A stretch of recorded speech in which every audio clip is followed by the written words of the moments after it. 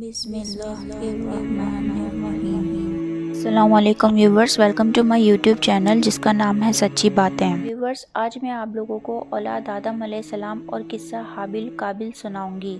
اللہ تعالیٰ نے حضرت آدم اور حوا علیہ السلام کو کثیر اولاد عطا فرمائی۔ سورہ نساء میں اس واقعے کو بیان کرتے ہوئے فرمایا، لوگو اپنے پروردگار سے ڈرو جس نے تم کو ایک جان سے پیدا کیا اور اسی سے اس کا جوڑا بنایا، پھر ان دونوں سے کثرت سے مرد عورت پیدا کر کے روئے زمین پر پھیلا دیے، اور اللہ سے ڈرو جس کے نام کو تم اپنی حاجت برابری کا ذریعہ بناتے ہو، اور قطع رحمی سے بچو، کچھ شک نہیں کہ اللہ تمہیں دیکھ رہا ہے۔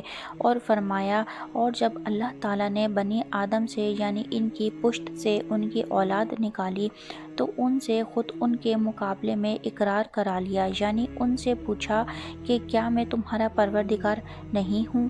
وہ کہنے لگے، کیوں نہیں، ہم گواہ ہیں کہ تو ہمارا پروردگار ہے۔ حضرت عمر بن خطاب رضی اللہ تعالیٰ عنہ سے مذکورہ آیت کے متعلق پوچھا گیا تو انہوں نے فرمایا، میری موجودگی میں رسول صلی اللہ علیہ وآلہ وسلم سے اس کے متعلق سوال کیا گیا تھا تو آپ نے فرمایا، اللہ تعالیٰ نے آدم علیہ السلام کو پیدا فرمایا، پھر ان کی پشت پر اپنا دایاں ہاتھ پھیرا اور ان کی اولاد نکالی، اور فرمایا، میں نے انہیں جنت کے لیے پیدا کیا ہے اور یہ جنتیوں والے عمل کریں گے۔ پھر ان کی پشت پر دوبارہ ہاتھ پھیرا اور مزید اولاد ظاہر فرمائی اور ارشاد فرمایا، میں نے انہیں جہنم کے لیے پیدا کیا ہے اور یہ جہنمیوں والے عمل کریں گے۔ ایک آدمی نے کہا، اللہ کے رسول، تب عمل کس لیے ہے؟ اللہ کے رسول نے فرمایا، جب اللہ تعالیٰ کسی بندے کو جنت کے لیے پیدا فرماتا ہے تو اسے جنتیوں والے عمل کی توفیق دیتا ہے اور وہ شخص ان کی وجہ سے جنت میں داخل ہو جاتا ہے، اور اللہ تعالیٰ جب کسی بندے کو جہنم کے لیے پیدا کرتا ہے تو اسے جہنمیوں والے اعمال میں مشغول کر دیتا ہے اور وہ شخص ان کی وجہ سے جہنم میں داخل ہو جاتا ہے۔ جمہور علماء یہ رائے رکھتے ہیں کہ آدم علیہ السلام کی اولاد سے وعدہ لیا گیا تھا۔ انہوں نے اس حدیث سے بھی استدلال کیا ہے جو حضرت انس بن مالک رضی اللہ تعالیٰ عنہ سے مروی ہے کہ نبی صلی اللہ علیہ وآلہ وسلم نے فرمایا، قیامت کے دن ایک جہنمی سے کہا جائے گا کہ اگر تیرے پاس پوری دنیا کا مال و دولت ہو تو کیا فدیہ کے طور پر وہ سب دے دے گا؟ وہ کہے گا، ہاں۔ اللہ تعالیٰ فرمائے گا کہ میں نے تجھ سے اس سے آسان چیز کا مطالبہ کیا تھا جب تو آدم علیہ السلام کی پشت میں تھا۔ اس وقت میں نے تجھ سے ایک وعدہ لیا تھا کہ تو میرے ساتھ شرک نہیں کرے گا، لیکن تو نے پھر بھی شرک کرنے پر ہی اصرار کیا۔ مذکورہ بلا آیت کی تفسیر کرتے ہوئے حضرت ابی بن قعب نے فرمایا، اللہ تعالیٰ نے اس دن ان سب کو جمع کیا جو آدم علیہ السلام کی پشت سے قیامت تک پیدا ہونے والے تھے، ان کو پیدا کر کے اور ان کی صورتیں بنا کر انہیں بولنے کی طاقت دی۔ وہ بولنے لگے تو ان سے عہد و پیمان لیا اور انہیں خود ان پر گواہ ٹھہرایا۔ فرمایا، کیا میں تمہارا رب نہیں؟ انہوں نے کہا، ضرور ہے۔ اللہ تعالیٰ نے فرمایا، میں تم پر ساتوں آسمانوں اور ساتوں زمینوں کو گواہ بناتا ہوں اور تم پر تمہارے باپ آدم کو گواہ بناتا ہوں۔ قیامت کے دن یہ نہ کہنا کہ ہمیں اس کا علم نہ تھا۔ یاد رکھو، میرے سوا کوئی معبود نہیں اور میرے سوا کوئی مالک نہیں۔ میرے ساتھ شرک نہ کرنا۔ میں تمہارے پاس رسول بھیجوں گا جو تمہیں میرا عہد و پیمان یاد دلا کر تمہیں اس کی خلاف ورزی کی سزا سے ڈرائیں گے، اور میں تم پر اپنی کتاب نازل کروں گا۔ انہوں نے کہا، ہم گواہی دیتے ہیں کہ تو ہمارا رب اور ہمارا معبود ہے، تیرے سوا ہمارا کوئی رب یا معبود نہیں۔ چنانچہ اس دن انہوں نے تعمیل احکام کا اقرار کیا۔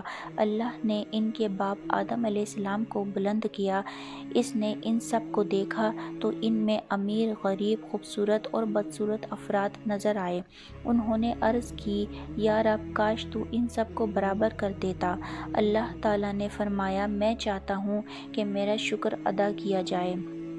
آدم علیہ السلام کو ان میں پیغمبر بھی نظر آئے جو روشن چراغوں کی طرح منور تھے۔ ان سے رسالت و نبوت کا ایک خاص وعدہ بھی لیا گیا۔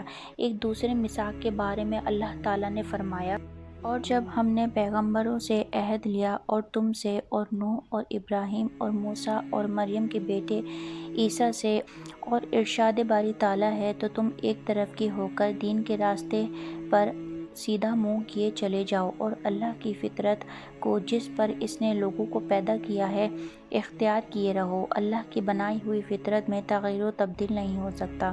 اسی کی طرف اشارہ کرتے ہوئے فرمایا یہ محمد بھی اگلے ڈر سنانے والوں میں سے ایک ڈر سنانے والا ہے، اور مزید فرمایا اور ہم نے ان میں سے اکثروں میں عہد کا نبھا نہیں دیکھا اور ان میں سے اکثروں کو دیکھا تو فاسق ہی دیکھا۔